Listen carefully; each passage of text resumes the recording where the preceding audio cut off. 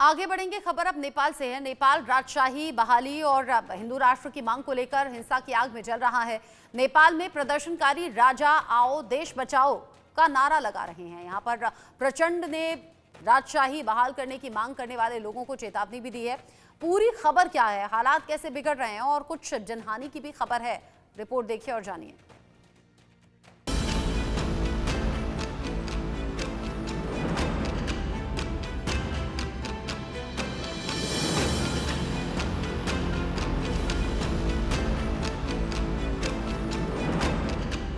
नेपाल में भारी बवाल, हिंदू राष्ट्र की मांग। नेपाल में लड़ाई, वापस आए राजशाही, हिंदू राष्ट्र के नाम। नेपाल में संग्राम, 17 साल बाद नेपाल में राजशाही की मांग क्यों उठी? नेपाल में उग्र प्रदर्शन।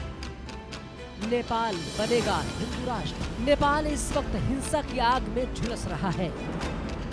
राजशाही की बहाली और हिंदू राष्ट्र की मांग को लेकर देश में बड़े पैमाने पर विरोध प्रदर्शन हो रहे हैं। हजारों प्रदर्शनकारी सड़कों पर उतर गए हैं।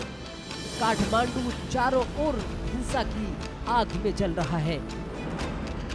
नेपाल पुलिस ने प्रदर्शनकारियों को तितर बितर करने के लिए आंसू गैस और पानी की बौछार का इस्तेमाल किया। पुलिस ने स्थिति बेकाबू होने पर हवाई फायर भी किए। काठमांडू के कुछ हिस्सों में कर्फ्यू लगाया गया। नेपाल में राजशाही और हिंदू राष्ट्र की बहाली की मांग को लेकर ये प्रदर्शन हो रहा है। राजशाही समर्थक नेपाल के पूर्व राजा ज्ञानेंद्र शाह की बहाली की मांग कर रहे हैं। राजा आओ देश बचाओ का नारा लगा रहे हैं।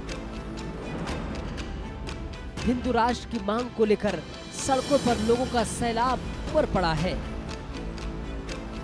देश की राजनीतिक व्यवस्था के प्रति बढ़ते असंतोष की वजह से लोग सड़कों पर हैं।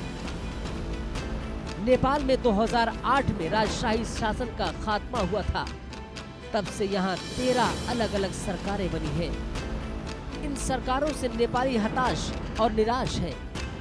इसके लिए वो भ्रष्टाचार, आर्थिक संघर्ष और अस्थिरता को जिम्मेदार ठहरा रहे हैं। यही वजह है कि नेपाल में एक बार फिर से राजशाही की वापसी की मांग उठने लगी है। इस समय इंडिया न्यूज की टीम आज पहुंची है काठमांडू में और काठमांडू की हालत काफी नाजुक है, क्योंकि यहाँ पे राजशाही और हिंदू राष्ट्र को लेकर यहाँ पे काफी बवाल चल रहा है। यहाँ के लोग सड़कों पे उतर गए हैं और यहाँ पे हिंदू राष्ट्र घोषित करने के लिए यहाँ पर जगह जगह धरना प्रदर्शन कर रहे हैं, विरोध प्रदर्शन कर रहे हैं। जिस तरह के आप जानते हैं कि 2006 में भी यही लोग हिंसक हुए थे जब यहाँ से राजशाही खत्म हुई थी, लेकिन फिर वही लोग राजशाही को लाने के लिए यानी कि राजा ज्ञानेंद्र को लाने के लिए लोग सड़कों पर उतरे हैं। हजारों की तादाद में उतरे हैं। पूरे नेपाल से चारों तरफ से आह्वान कर रहे हैं कि सभी लोग काठमांडू में एकत्रित हो। लेकिन अगर बात करें तो यहाँ पे पुलिस प्रशासन और यहाँ पे फोर्स पूरी तरह से मुस्तैद है और लोगों को कड़ाई से यहाँ से हटाया जा रहा है। यहाँ पे आंसू गोले और यहाँ पे लाठी डंडों से यानी बलपूर्वक भी यहाँ से हटाया जा रहा है। लेकिन यहाँ के लोग डटे हुए हैं और उनका सिर्फ एक ही मांग है कि जल्द से जल्द यहाँ पे शाही राज हो और यहाँ पर सबसे बड़ी बात हिंदू राष्ट्र घोषित किया जाए। आशीष शाही, इंडिया न्यूज, काठमांडू। इस बीच सीपीएम माओवादी केंद्र के नेता पुष्प कमल दहल प्रचंड ने राजतंत्रवादी ताकतों को चेतावनी दी है। उन्होंने कहा कि वो किसी भी कीमत पर नेपाल में राजशाही नहीं लौटने देंगे। प्रदर्शनकारी नेपाली लोगों और राजनीतिक दलों के उदारवादी रवैये को कमजोर न समझें।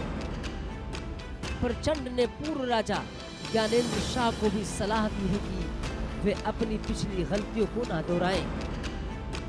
नेपाल के पूर्व राजा ज्ञानेंद्र ने 19 फरवरी को प्रजातंत्र दिवस के अवसर पर लोगों से समर्थन मांगा था। इसके बाद से ही देश में राजा लाओ देश बचाओ आंदोलन को लेकर तैयारियां चल रही थी और अब प्रदर्शनकारी जिस तरह से प्रदर्शनकारी में राजशाही बहाल करने के साथ ही हिंदू राष्ट्र की मांग को लेकर डट चुके हैं, ऐसे में लगता नहीं है कि नेपाल में बवाल जल्दी थमने वाला है।